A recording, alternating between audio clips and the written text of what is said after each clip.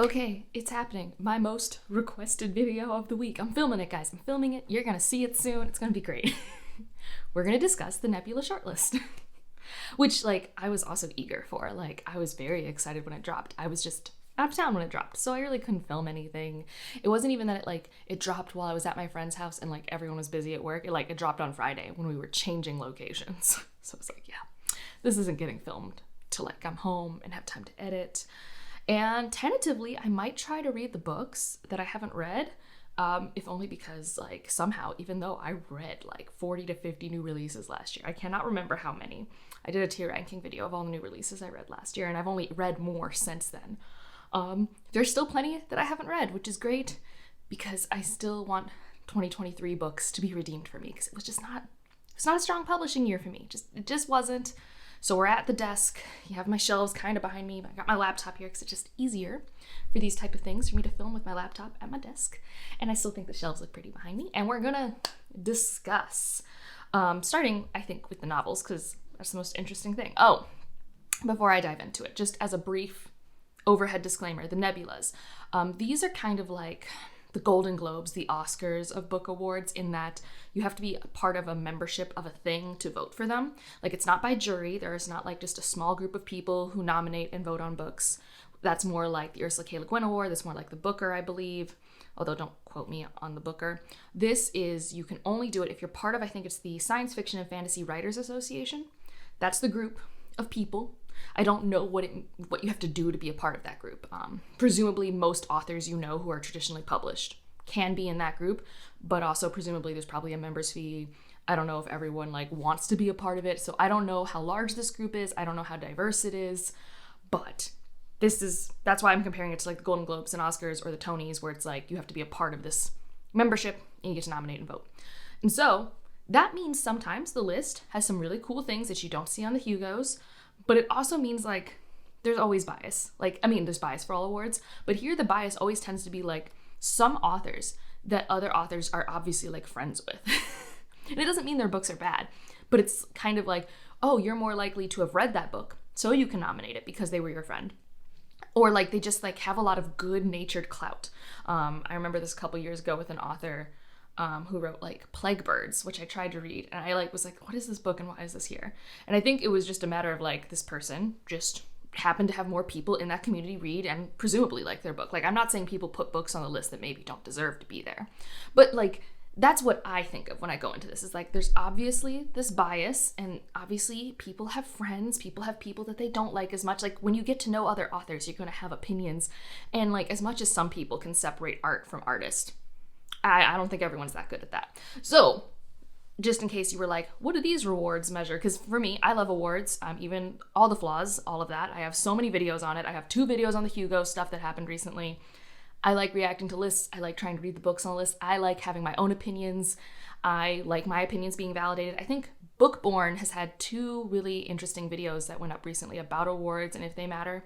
The most recent one with an interview with Ken Liu, so I'll link those down below. And I like awards because I just like seeing throughout all of the different ones which ones align with my tastes, which ones have books that I missed, this one, this list. It's oh, I missed things. Maybe there's a gem here for me. So yeah, I like it. I like it for forming TBRs. I like having opinions and being salty. I like it. It's a fun thing. So now into the novels after all that. Overhead. I've read one of the books. Whoa, that's so much worse. And I gave that book 1 star too. So we're not doing well here, but maybe there are other things here that will be hits for me. And I knew about 3 of the other ones that I hadn't read, and then 2 of them I was whoa, I didn't know these were happening. So let's start with the one I did read, which is Witch King by Martha Wells, which also at the bottom, other Martha Wells books would have been on the list, but she's basically been no more Murderbot. Murderbot's gotten its time. It's doing fine. Put other things. So the Murderbot novel and novella are not here. But we'd still have Witch King by Martha Wells, which I really didn't like. Some people really like it. It's just, for me, I could not find buy-in to anything. Anything. So it's one of my worst books of last year. I'm not surprised it's here because Martha Wells is a great figure in the community. She has written so many books. She's so prolific. And the people who like Martha Wells books I think, typically like this. And I don't dislike her books, but I've only read 2 Murderbot Diary books, so she's not like my favorite author or anything like that. And I bounced off this one super hard, like super hard. Another one, I mean, I feel like there are 2 authors here who are also here because, I mean, they wrote interesting books, presumably. But one for sure, it's like, oh, people really like this trilogy in science fiction. And that's Ann Leckie's Translation State. This is a standalone book in the Rocked Empire. So this world starts with Ancillary Justice. I believe that's the first one. There's one that's called Ancillary Sword, and I'm pretty sure that's the second one. I read the first book in that world. It was like a solid, disappointing 3 stars for me. So already this list, I'm wondering, is it going to align with my taste? But I'm not going to give up yet. And I do know one of my friends, Ron, who's in the Discord, his review on Goodreads says you probably need to read that trilogy before this book, not for plot reasons or character reasons, but for world building reasons. But if I read this book, I'm just going to try it. I'm just going to get an audiobook or something and give it a shot because I was very apathetic about the first one I read. I thought the world was interesting, but I actually didn't find it like that intense. And so I'm hoping that maybe if there's enough confusing things, my context clues we'll be able to pick it up. This one seems to be 3 people, stuff's happening, their lives are going to intersect, and like, yeah. And that's just how a lot of these books are, right? Like, that's just a fantasy science fiction trend of like, oh, these 3 individuals who don't know that they're at the center of a web of intrigue are now at the center of the web, and, you know, you're going to follow them because it's interesting. Like, that's pretty standard formula, which is why whenever I read synopses, none of them help me figure out if I like a book. Another theme I did notice because I was reading some synopses for these is that there's lots of themes or ideas of a person becoming themselves and that being a key part of the novel, which I just think is just interesting. Like, whether that's actually true in the novel, obviously I haven't read most of these, but in the synopses, that phrasing used a lot. So, Translation State, Ann Leckie is pretty much a darling, in my opinion. Like, that's how I, like, perceive it, whether I guess that's true or not. Like, obviously these are all my opinions. And then Anna Lee, not Anna Louie, that's not a name. Anna Lee Newitz wrote The Terraformers. And this one has gotten so mixed reviews. And that's why I haven't picked it up yet, because I just don't know if I'm going to vibe with it. I think the last couple people in my Discord who tried to read it really didn't like its tone. It felt very pretentious. And I'm really not down for that. I don't even really know what it's about. I think it's a different way of interacting with a world. There's terraforming going on, or maybe it starts with a terraforming and then we live there later. There's different ways of being sentient and alive. So I think in terms of imagination, we got a lot of that going on. I have no sense of the plot, or if I'd like the themes. I do think it's less doom and gloom and more like, I don't even know if optimism's the right word, but, you know, a way of imagining coexisting with space and society. So that could be interesting. I'm not against trying this. I've just been kind of scared of it, just a little. So yeah, I see why it's here, but I'm a little scared of it. This next one I'll talk about is just the last author I knew of. And I knew about this book, I just hadn't picked it up because I didn't love their novella. And this is The Water Outlaws by S.L. Wang. So this is a kind of reimagining of martial Chinese stories, but gender swapped kind of sort of thing. Like, I think our main character is a girl, but typically in this type of stories, normally would be a guy. And basically, this is the type of character who usually keeps their head down, and then one day they can't keep their head down, they're brought into things, and they get, like, it's not like a slave brand, but basically they have this tattoo that makes them be on the run, and they join bandits and stuff. Seems like a pretty standard fantasy situation. I don't know how magical it's going to be, or if this is just secondary world fantasy, or just like a historical reimagining. I have been interested in it. I believe it's a standalone, which is always a plus. I just didn't love the novella I read, which was a retelling of a gender swapping of folklore. I can't remember what it was called, Rose and something, by this author. So that's the only reason I've stayed away from it. So, as we can see so far, 4 out of 6 I'm apprehensive about / other experiences I've had with the authors. Not been stellar, but I can always be proven wrong. And if I do a reading project for this, I'm just going to let myself DNF.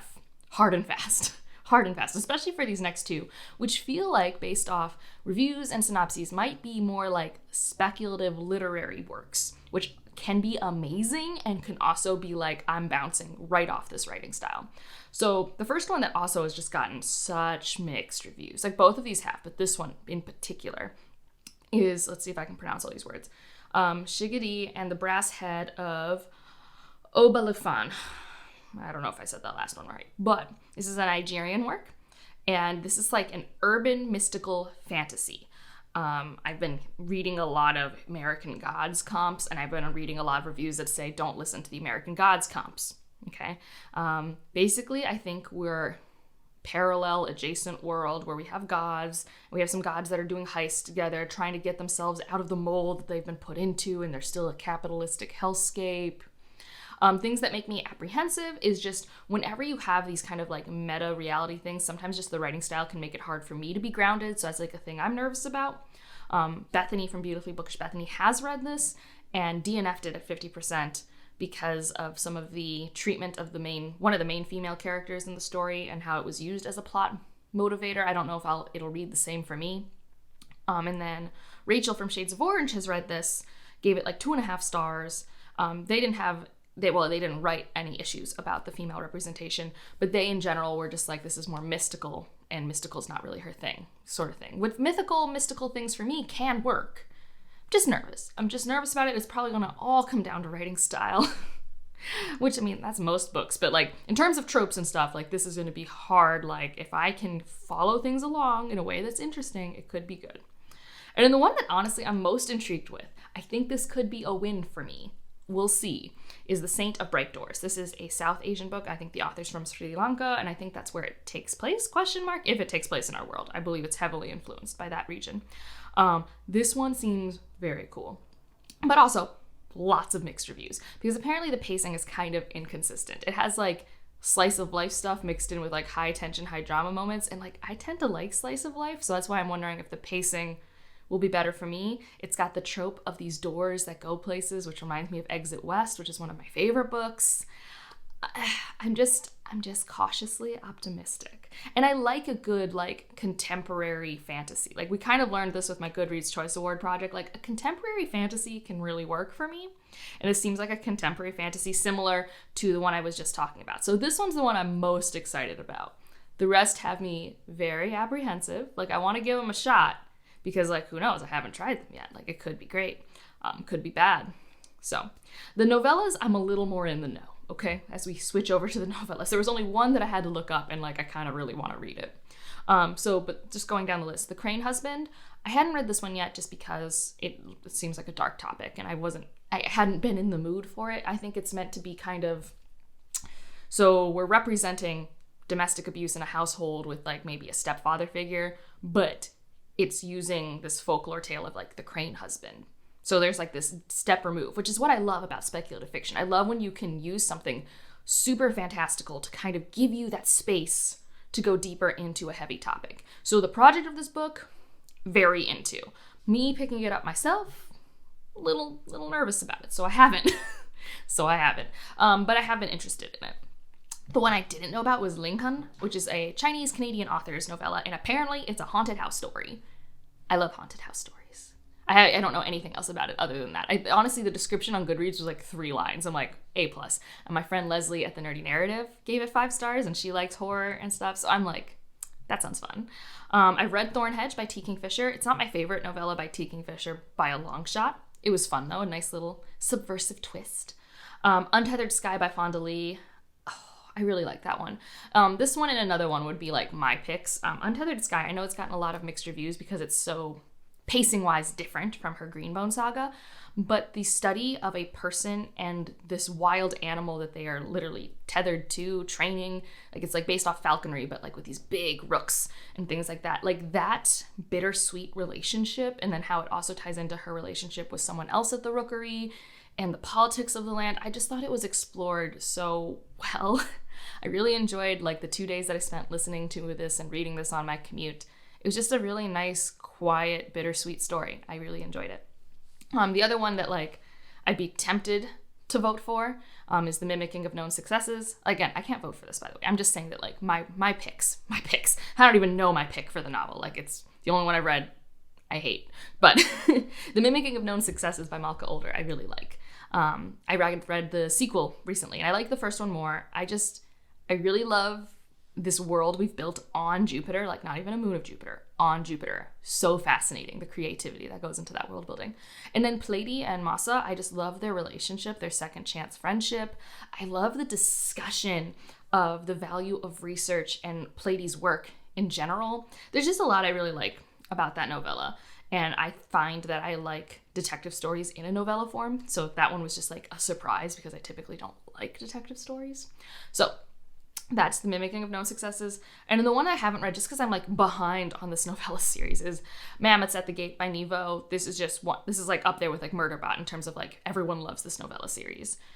So yeah, I mean, I can't remember if it was this one or the one that's come out this year, but every time there's a new one in the series, people are like, oh, new favorite.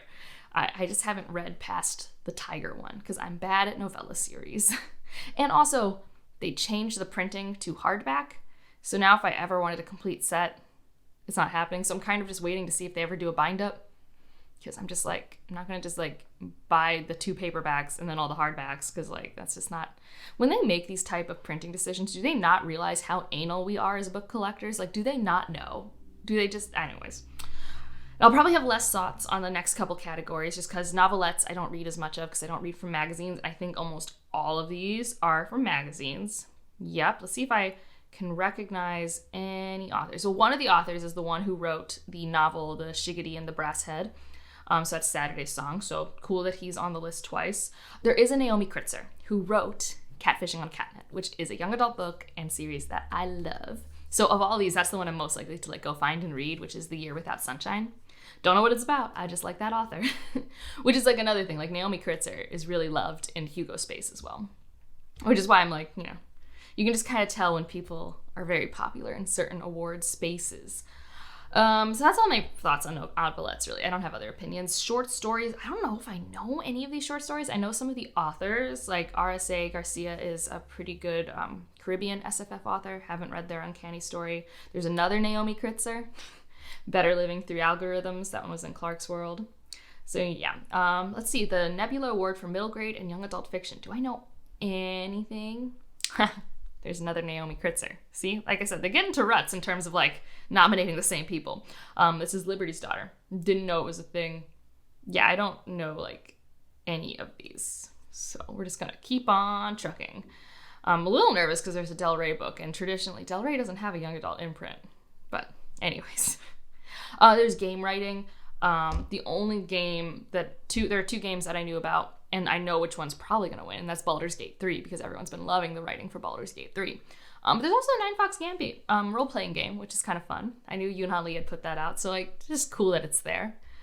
And Outstanding Dramatic Presentation, last category. I have not watched Nimona, but I've heard good things, and I do love when animated things get love. The Last of Us, I have watched. I thought it was good as someone who hadn't played the video game. I was relatively intrigued. I do like that they played around with the length of episodes. Like, something that I've been noticing in the streaming era is like some places have writers that understand the length of an episode. If you're not going to follow your classic 43-minute timeline or anything like that, you have to make the pacing make sense. And I think HBO has always been doing that fairly well, maybe because they've always been in that weird space, whereas like Disney Plus and Netflix have been struggling. Because you'd have some episodes that are like an hour and others that are like 40 minutes. I'm like, yeah, vary it up. If you're truly not bound to something, you don't need to take your 8 hours that you're telling the story in and literally split it into 1 hour chunks. You can vary it up so that it makes sense for the pacing of the episode. Barbie, liked it. Didn't like love it, but I mean, I really enjoyed the like set pieces that it did. There was a lot in the production values that I really liked about Barbie. Dungeons and Dragons. That was such a fun movie. That was so fun, and I really appreciated that you could like it if you didn't know Dungeons and Dragons, and you could really appreciate the little like Easter eggs if you had played Dungeons and Dragons. Like, there are certain cantrips that I'm just like, oh my gosh, they like actually threw that in there, and like that's so the joke when you use that cantrip. Yeah. Spider-Man Across the Spider-Verse, probably my personal favorite on this list. I mean, I love superhero things. Always and forever, and I love the animation of this series. And although like I know there's a lot of there's a lot of discussion about like how it was made, the crunch that these people were put under, which hopefully is not happening for the 3rd one, because like I can wait. It's really not that big a deal if we're waiting 3 or 4 years or something for people to not be in a crunch like they were for this. But also some people I know felt like it wasn't an ending. To me, I actually really liked it, and I thought there was actually a pretty good development for Miles in this part of the story. But I think I'm kind of just more forgiving of middle entries in series than most people. And the one that I still need to see, but I think Ryan and I are gonna like try and do like a Miyazaki like watch through of a lot of things, is The Boy and the Heron. Heard pretty good things, but also heard that it's like potentially more rewarding if you've actually refreshed yourself on other things. Like, and I've only seen like the big Miyazakis, like Spirited Away, Howl's Moving Castle, Kiki's Delivery Serving, My Neighbor Totoro. Like, those are the only ones I've seen. And Ryan hasn't seen any of those. So I think we want to do that before we watch The Boy and the Heron. So my personal winner is probably Spider-Man Across the Spider-Verse. Is that what it's called? Yes. So those are my thoughts. Yeah, stay tuned for me trying out this Nebula shortlist because I am both interested and very nervous. Like, very nervous. There's a lot of signs that this year, the way that this panel was voting is not aligned with my taste, which is totally fine. But I'm nervous. I really want The Saint of Bright Doors to be a win for me. I'm nervous just because Rachel and Bethany also had read this and gave that one 3 stars. But I don't always align with their taste either way. So, like, maybe. Let me know what you think of this list. I think we're going to get the Hugo's list in a week or so. So that's pretty exciting. And we'll see what the masses have put there. I didn't nominate this year because I had, like, no opinions. Like I said, I've read 40 plus books from last year and I was like, I don't think any of them are really that great. At least in the fantasy sci-fi space. Like, I had a lot of great horrors, but I don't think these are the lists where horror books get to shine, which is fine. They have different awards for horror. I've just been following the science fiction fantasy awards. Okay. So, if you just want to leave an emoji, though, to let me know you're here, I don't know. What is their symbol? Ooh, it's a galaxy. Leave a galaxy emoji. And otherwise, like if you liked it, subscribe if you want to, and I'll see you in the next one. Bye.